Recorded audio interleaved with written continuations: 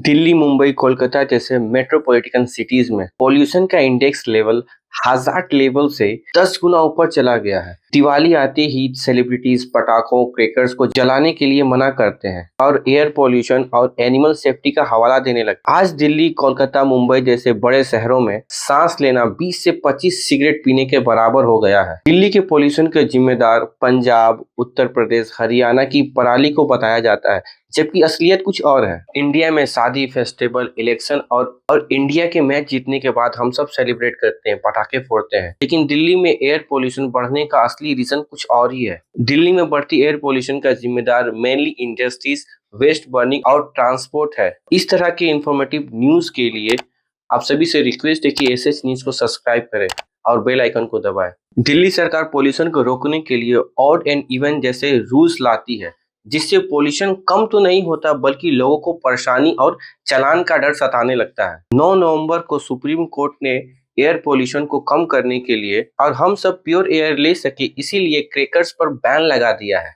सरकार हम सबको इस जहरीली हवा से बचाने के लिए एक नया सॉल्यूशन निकाला है, जिसे हम क्लाउड सीडिंग या फिर आर्टिफिशियल रेन भी कहते हैं। अब हम समझते हैं कि क्लाउड सीडिंग होता क्या है। हम सब जानते हैं कि वाटर वेपर हाई एल्टीट्यूड पे जाकर ठंडे की वजह से जम जाता है और वाटर वेपर वाटर में बदल जाता है। यही वाटर ड्रॉपलेट्स आपस में मिलकर बादल बनाते हैं और इन बादल में मौजूद ड्रॉपलेट्स भारी होने की वजह से नीचे गिरने लगते हैं, जिसे हम सब बारिश कहते हैं। ये एक नेचुरल प्रोसेस है बारिश होने का।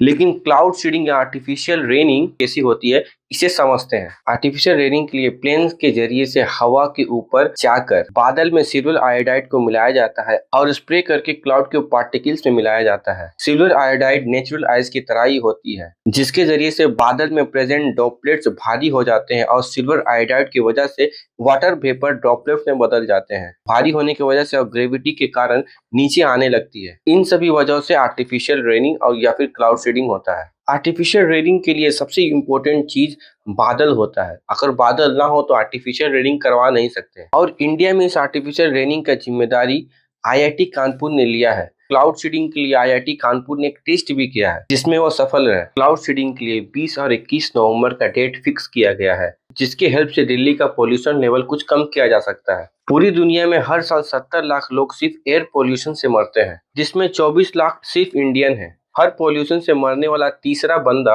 इंडियन होता है और यही पोल्यूशन हर इंडियन की एज 17 साल कम कर रहा है। एक्सपर्ट की माने तो एयर क्वालिटी इंडेक्स अगर 150 से ज्यादा होता है तो हवा सांस लेने के लायक नहीं है। आज हमारे देश के बिहार, यूपी, वेस्ट बंगाल, राजस्थान, दिल्ली, महाराष्ट्र, गुजरात जैसे स्टेट की एयर क्वालिटी इंडेक्स 150 से ज्यादा है और हम सब हवा में जहर ले रहे हैं। अगर एयर क्वालिटी इंडेक्स सही नहीं होता है तो हम सभी की जान और लंग्स के साथ साथ पूरी इकोनॉमी को बहुत बड़ा खतरा है। क्योंकि इंडिया एक एयर पोल्यूटेड कंट्री घोषित हो जाता है तो यहाँ पर टूर्स एंड ट्रेवल्स का जो बिजनेस है, जिससे इंडिया की इकोनॉमी को बहुत बड़ा फायदा होता है, वो बंद हो जाएगी, जिससे हमारी इकोनॉमी को बहुत बड़ा नुकसान होगा। और आप सभी से रिक्वेस्ट है कि आप पोल्यूशन फैलाने और कोई दूसरा फैलाता है तो उसे काइंडली मना करें, ताकि हमारा देश और हमारे देश के लोग प्योर एयर ले सके, जिससे हम सभी को भविष्य में बहुत बड़ा फायदा होगा। आप सभी को हमारे वीडियो कैसे लगा आप हमें कमेंट में रिप्लाई करके बताएं और आप सभी से रिक्वेस्ट है कि आप एसएस न्यूज को सब्सक्राइब करें।